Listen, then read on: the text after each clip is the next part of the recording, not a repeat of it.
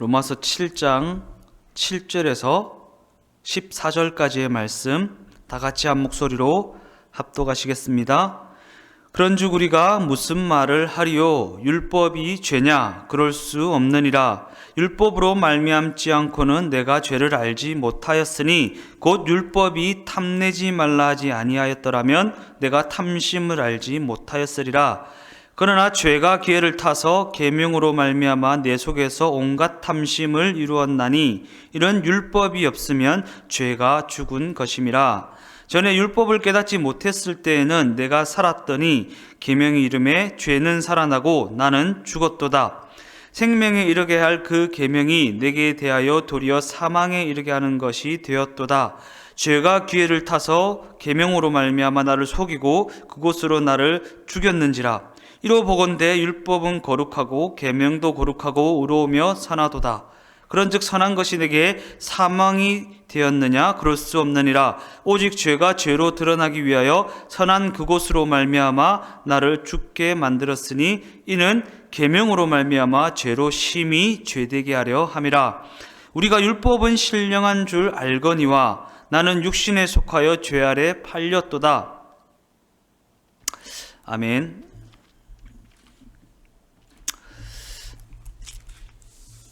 오늘 저는 읽으신 본문의 말씀을 가지고 무엇을 우선순위에 둔 인생인가? 무엇을 우선순위에 둔 인생인가? 이런 제목으로 함께 은혜를 나눠보고자 합니다. 대부분의 사람들은 육신의 건강에 굉장히 관심이 많이 있습니다. 그래서 육신의 건강을 위하여 많은 것들을 하고 많은 관심을 가지고 여러 가지를 신경 쓰며 살아가게 된다라는 것입니다. 그래서 조금만 아파도 병원을 찾게 되고 조금만 아파도 약을 복용하는 것입니다. 그러나 안타까운 사실은 육신의 건강에는 이렇게도 관심을 가지면서 육신보다 더욱 소중한 영혼의 건강에는 너무나도 무관심하다라는 사실입니다. 우리는 사랑하는 사람이 세상을 떠났을 때에 장례를 치릅니다. 그러나 이 장례는 오직 육신의 장례를 치를 뿐이라는 것입니다. 그 이상도 그 이하도 아닙니다. 그저 육신의 장례를 치를 따름이라는 것입니다.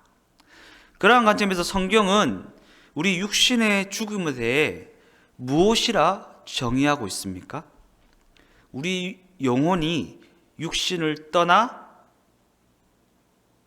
하나님께로 혹은 영원한 지옥으로 들어가게 되는 그 순간을 말하는 것입니다. 우리의 육신의 죽음은 그냥 육신이 죽는 데서 끝나는 것이 아니라 그 육신의 옷을 입고 있던 그 영혼이 하나님께로 가느냐 지옥으로 가느냐가 결정되는 그 순간을 일컫는다라는 것입니다. 이 땅에서 육신은 장례를 치르고 흙으로 돌아가게 되지만 그 영혼은 육신을 떠나 하나님께로 혹은 영원한 지옥으로 들어가게 되는 것입니다. 그러기에 육신의 장례보다 더욱 우선시되어야 할 문제는 우리가 영원히 거하게 될 영혼의 거처를 예비하는 문제입니다. 육신은 이 땅에서 잠깐 살다가 흙으로 돌아가지만 우리의 영혼은 하나님께로 혹은 지옥으로 들어가서 영원히 거하게 될 것이기 때문입니다. 그럼에도 불구하고 대부분의 사람들은 이 영혼의 문제에 대해 우리의 영혼의 거처를 예비하는 문제에 대해 너무나도 무관심하고 너무나도 무지하다라는 사실입니다. 그래서 그들은 오직 육신의 문제에만 관심을 가지다가 죽음의 순간이 오게 되면 절망하게 되는 것입니다.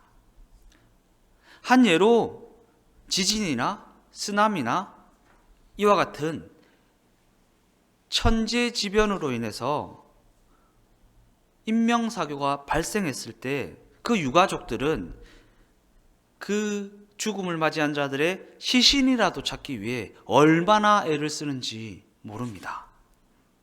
그러나 정작 그들의 영혼이 어디로 갔는지에 대해서는 그다지 관심을 가지지 않는다라는 사실입니다.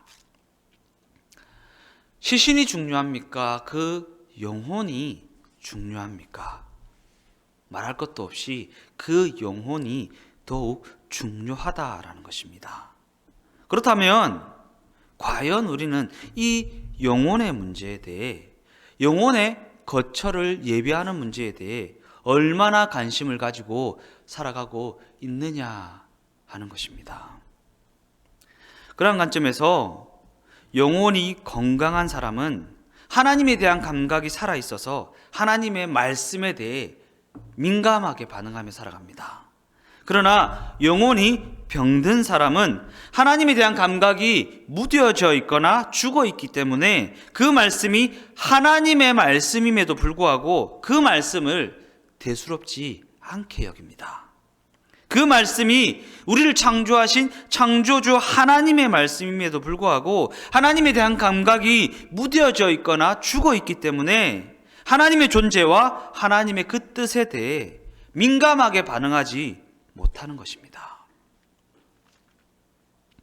앞서 언급한 바와 같이 더욱 심각한 문제는 우리가 하나님이라는 존재에 대해, 더 나아가 우리의 영혼의 문제에 대해 너무나도 무지하고 너무나도 무관심하다라는 것입니다.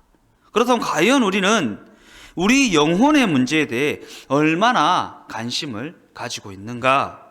과연 우리는 우리의 영혼의 거처를 예비하는 문제에 대해서 얼마나 관심을 가지고 살아가고 있는가? 그런 관점에서 오늘 본문 로마서 7장 말씀은 율법이라는 거울에 대해서 말씀하고 있습니다. 그러면서 성경은 우리가 이 말씀의 거울이 아니면 우리의 영적 상태가 어떠한 상태인지 알지 못한다라고 그렇게 말씀하고 있습니다. 그리고 하나님께서 우리에게 이 말씀이라는 거울을 허락하신 이유가 바로 여기에 있다라는 것입니다. 말씀이 거울이 아니고는 우리의 영적인 상태가 어떠한 상태인지 결코 알 수가 없기 때문입니다. 로마서 7장 7절 말씀입니다. 그런즉 우리가 무슨 말을 하리요? 율법이 죄냐? 그럴 수 없느니라. 율법으로 말미암지 않고는 내가 죄를 알지 못하였으니 곧 율법이 탐내지 말라 하지 아니하였더라면 내가 탐심을 알지 못하였으리라. 사도 바울은 오늘 본문을 통해 우리 모두가 다 자신의 영혼이 어떠한 상태에 있는지 알지 못한다라고 그렇게 선언합니다. 이는 우리가 오직 말씀의 거울을 통해서만 우리의 영적인 상태를 분별할 수 있다라는 것입니다. 그러면서 사도 바울은 탐심을 예로 들어서 설명하고 있는 것입니다. 출애굽기 20장 17절 말씀을 보면 내 이웃의 집을 탐내지 말라. 내 이웃의 아내나 그의 남종이나 그의 여종이나 그의 소나 그의 낙이나 무릇 네 이웃의 소유를 탐내지 말라. 세상에서는 탐심을 가졌다는 것이 죄가 되지 않습니다. 그 탐심으로 말미암아 도둑질을 하거나 사람을 죽이거나 범죄를 저질러야 죄가 되는 것입니다. 그러게 세상에서는 그 마음 가운데 이런저런 탐심을 품고 있어도 이를 죄로 여기지 않는다라는 것입니다.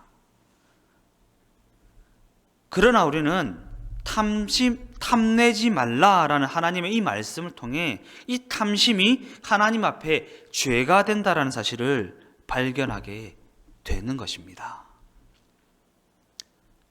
마태복음 6장 25절 말씀을 보면 그러므로 내가 너희에게 이르노니 목숨을 위하여 무엇을 먹을까 무엇을 마실까 몸을 위하여 무엇을 입을까 염려하지 말라. 목숨이 음식보다 중하지 아니하며 몸이 의복보다 중하지 아니하냐. 우리가 이 말씀을 접하지 못했을 때는 염려하는 것이 죄가 된다라는 것을 알지 못했습니다. 그러나 성경은 염려하는 것도 죄가 된다고, 그 염려에서 비롯된 생각과 행동이 하나님 앞에 어마어마한 죄가 된다고 너무나도 분명하게 말씀하고 있다라는 사실입니다. 이처럼 우리는 말씀의 거울이 아니면 자신의 영혼이 어떠한 상태에 있는지 분별할 수가 없다라는 것입니다. 자신의 행동이, 자신의 생각이 어디를 향하고 있는 것인지 이 말씀의 거울이 아니고는 분별할 수가 없다라는 것입니다. 왜 그렇습니까? 우리가 그 영혼을 창조하신 하나님에 대하여 너무나도 무관심하고 너무나도 무감각해져 버렸기 때문입니다. 그리고 이는 우리의 영이 창조주 하나님과 분리되어서 죽어버렸기 때문이라는 것입니다. 그래서 에베소서 2장 1절 말씀은 이렇게 기록합니다.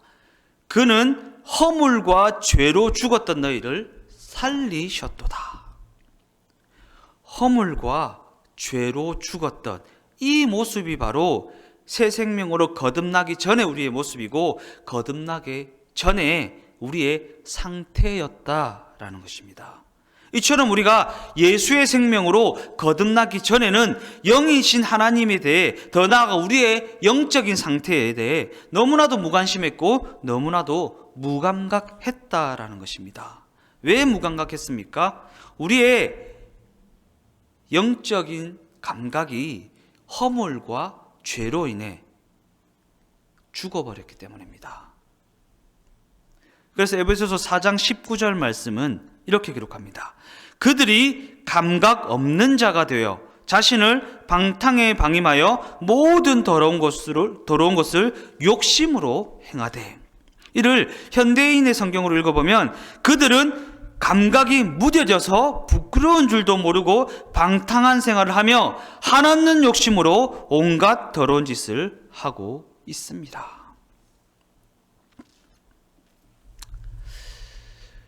에스키모인들이 늑대를 사냥할 때 이러한 방법을 씁니다. 날카로운 칼에 동물의 피를 묻혀서 그것을 물속에 넣고 얼립니다. 그리고 그 얼려진 얼음덩이를 늑대들이 다니는 길에 던져둡니다. 그러면 이 피냄새를 맡은 늑대들이 와서 그 얼음을 핥아먹기 시작합니다.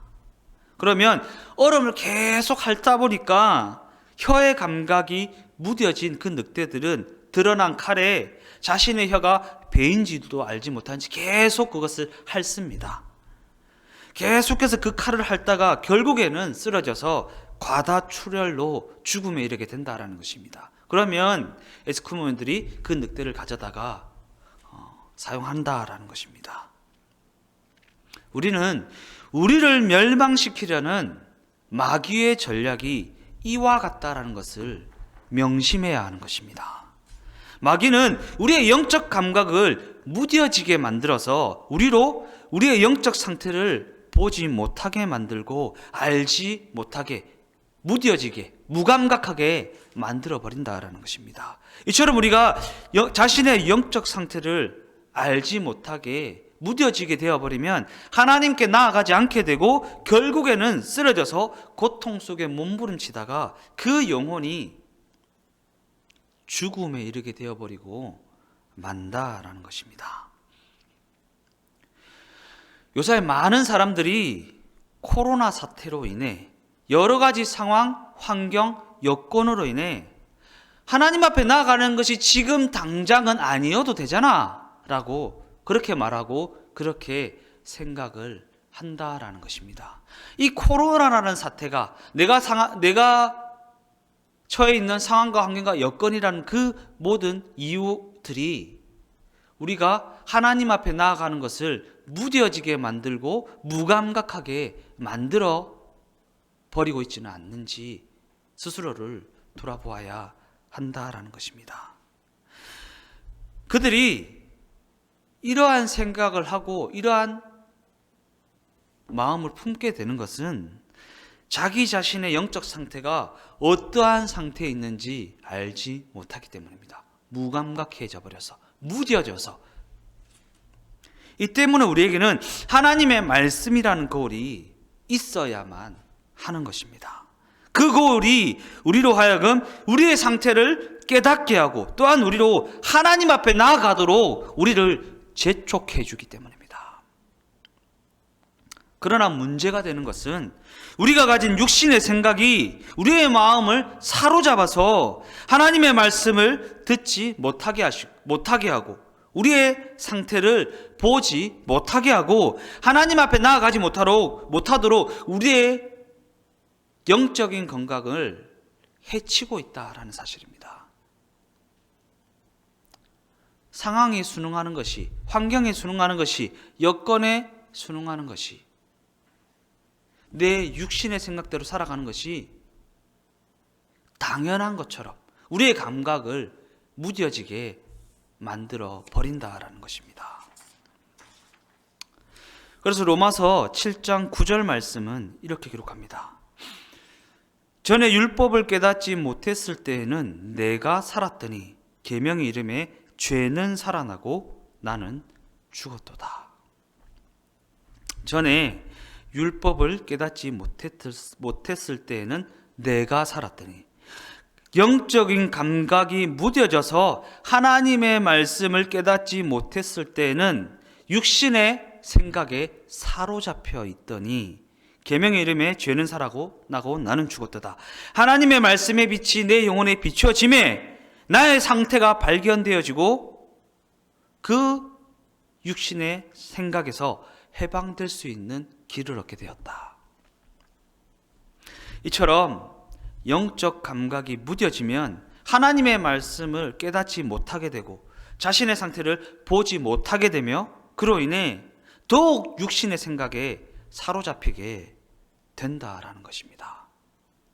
그러나 하나님의 빛이 비추어지면 그로 말미암아 자신의 상태가 어떠한지 발견하게 되고 자신의 상태를 발견하게 되면 그 육신의 상태에서 벗어나 그 육신의 생각에서 벗어나 하나님 앞에 나아가게 된다라는 것입니다.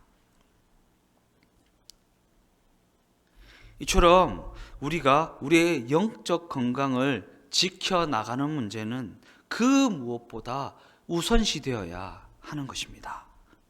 몸이 아픈 것도 심각한 문제이지만 상황이 어려운 것도, 환경이 어려운 것도, 여건이 어려운 것도 너무나도 심각한 문제가 될 수 있지만 영혼이 병드는 것은 그보다 더욱 심각한 문제입니다. 육신의 문제에서, 상황의 문제에서, 환경의 문제에서 건져낼 수 있는 하나님에게서부터 멀어지는 것이기 때문입니다. 우리의 유일한 해결책이 되시는 하나님과 단절되는 것이기 때문입니다. 혹시 현실의 문제가 영혼의 문제보다 더욱 우선시되고 있지는 않습니까? 그 영혼이 죽어가고 있음에도 불구하고 현실의 문제로 인해 영혼의 문제를 등한시하고 있지는 않습니까? 그 인생에 하나님과의 관계가 가장 우선시되어야 하는데 육신의 문제와 상황의 문제가 그보다 우선시되고 있다면 이는 나에게 그리고 나의 영적인 건강에 심각한 문제가 생겼다는 것입니다. 로마서 7장 14절 말씀을 보면 우리가 율법은 신령한 줄 알거니와 나는 육신에 속하여 죄 아래 팔렸도다. 우리가 율법은 신령한 건 줄 알거니와 육신에 속하여 죄 아래 팔렸도다. 하나님의 뜻이 진정한 해답인데 나는 육신의 생각에 사로잡혀 사망을 향하게 되었다라는 말씀입니다. 이 때문에 우리는 성령의 역사를 구해야만 하는 것입니다. 육신의 생각은 우리를 더욱 깊은 수렁으로 빠뜨리지만 성령의 역사는 자신의 영적인 상태를 깨닫게 해주기 때문이고 그 심각성이 깨달아지게 되면, 하나님 앞에 나아가게 되고 하나님 앞에 나아가게 되면 그 인생의 생명의 역사가 시작되기 때문입니다. 내 문제가 해결되었기 때문에 하나님 앞에 나아갈 수 있는 것이 아닙니다.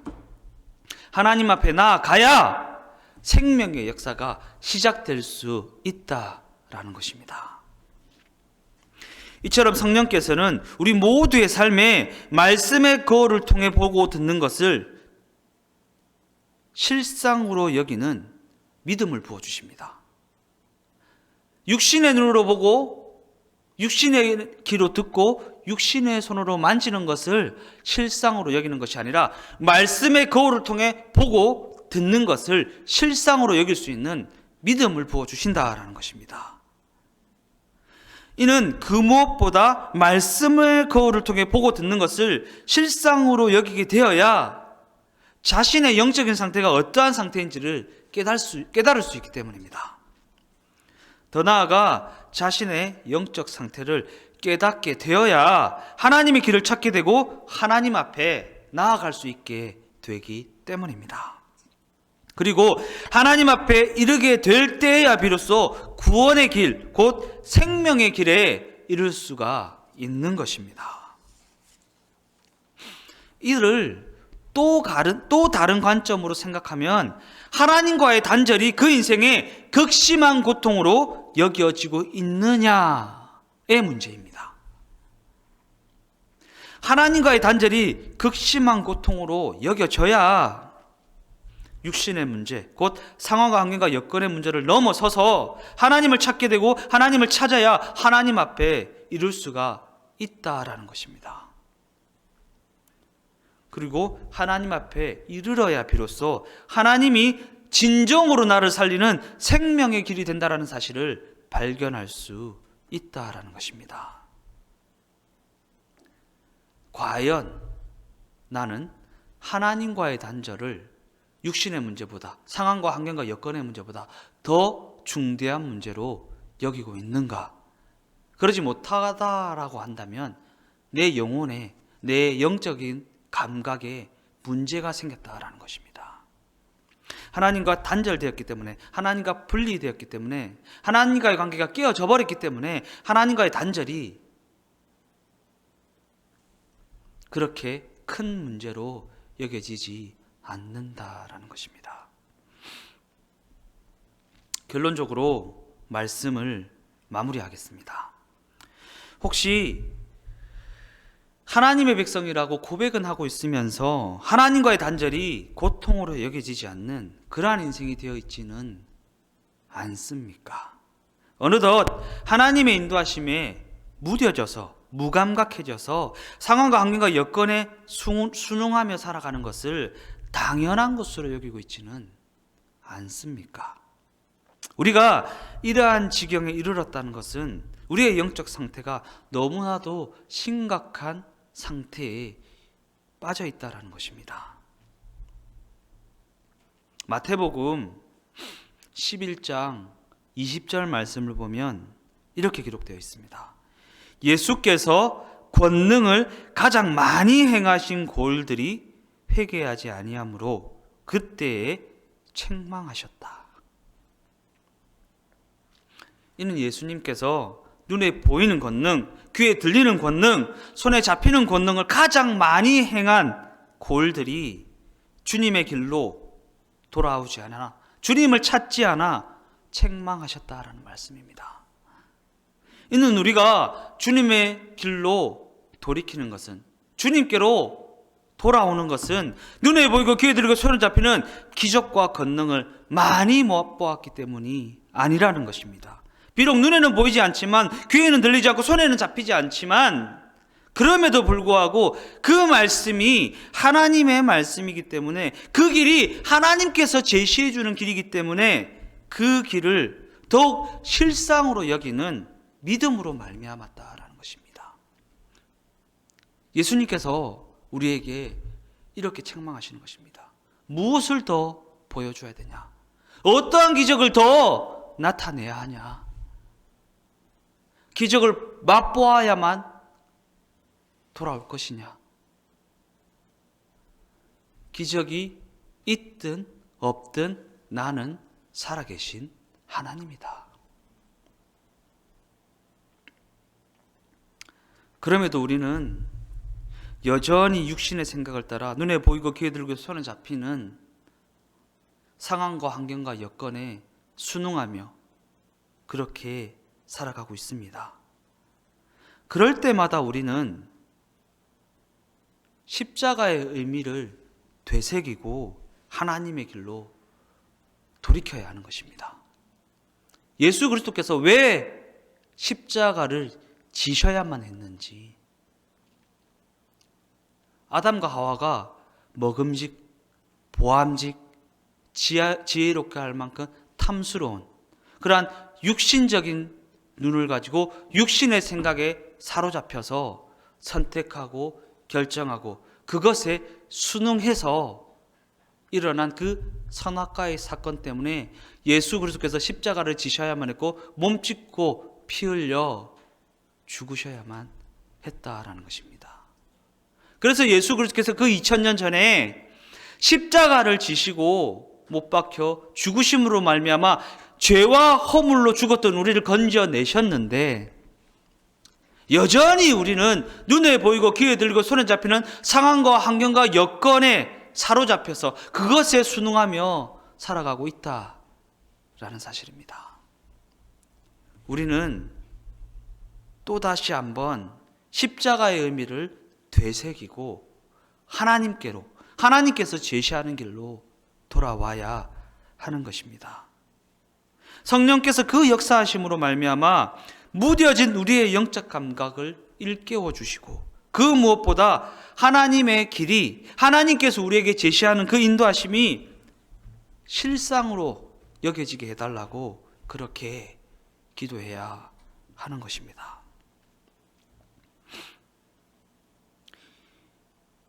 히브리서 11장 말씀을 보면 믿음은 바라는 것들의 실상이요 보이지 않는 것들의 증거니 선진들이 이로써 증거를 얻었느니라. 믿음으로 모든 세계가 하나님의 말씀으로 지어준 줄을 우리가 아나니 보이는 것은 나타난 것으로 말미암아 된 것이 아니니라. 이처럼 우리 모두의 인생이 눈에 보이고 귀에 들리고 손에 잡히는 상황과 환경과 여건보다 말씀을 통해 보고 듣는 것을, 하나님께서 우리에게 제시하는 것을 더욱 실상으로 여기게 되기를 주님의 이름으로 축원드립니다. 그래서 하나님의 말씀으로 지어진 이 모든 세계를 하나님의 말씀을 붙잡고 그 말씀으로 다스려 나가는 그러한 축복된 인생이 다 되시기를 주님의 이름으로 축원합니다. 우리에게 보이는 것, 우리에게 들리는 것, 우리에게 나타난 모든 것은 보이는 것을 말미암아 된 것이 아닙니다. 그래서 이것은 우리가 우리의 노력을 더한다고 해서, 눈에 보이고 귀에 들고 손에 잡히는 조치를 한다고 해서 해결될 문제가 아니라는 것입니다. 이 모든 것은 하나님의 말씀으로 되어진 것이기 때문에 하나님의 말씀을 붙잡고 기도하고 그 말씀으로 다스려 나갈 때 해결되게 된다라는 것입니다. 하나님의 말씀의 거울을 통해 보게 되는 것을, 하나님의 말씀의 거울을 통해 듣게 되는 것을 더욱 실상으로 여기게 되는 우리 모두의 삶이 다 되시기를 주님의 이름으로 축원드립니다. 기도하시겠습니다. 하나님 감사합니다. 오늘도 이렇게 저희들 하나님을 예배하게 하시고 예배 가운데 선포되어지는 하나님의 말씀을 통해 우리의 영적 실상을 보게 하시니 감사를 드립니다. 주님, 우리는 연약하고 부족하여서 눈에 보이고 귀에 들고 손에 잡히는 상황, 환경, 여건 때문에 흔들리고 아파하고 고통하며 쓰러지고 넘어질 때가 너무나도 많이 있습니다. 성령께서 우리를 도와주시옵소서. 성령께서 우리를 붙들어 주시옵소서. 성령께서 우리의 연약함을 불쌍히 여겨 주시옵소서. 그래서 성령께서 우리 가운데 말씀의 빛을 비추어 주시고 조명하여 주셔서 눈에 보이는 것이 다가 아니라는 것을, 귀에 들리는 것이 다가 아니라는 것을, 내가 체감하게 되는 것이 전부가 아니라는 것을 보게 하여 주시옵소서. 하나님의 말씀의 거울을 통해 보게 되는 것이, 하나님께서 우리에게 제시해 주는 그 길이 진정으로 나를 살리는 실상이라는 것을 깨닫게 하여 주시옵소서. 그래서 2022년 새해에는 눈에 보기, 귀에 들리고 손에 잡히는 상황과 환경과 여건에 좌지우지되는 인생이 아니라 하나님의 말씀에 반응하며 그 말씀에 내 삶을 맞추어 나갈 수 있는 믿음의 인생이 다 될 수 있도록 함께하여 주시옵소서. 늘 동행하셔서 지도하시고 인도하시고 이끌어 주시옵소서. 모든 것 주께 감사를 드리오며 예수님의 이름으로 기도드리옵나이다. 아멘.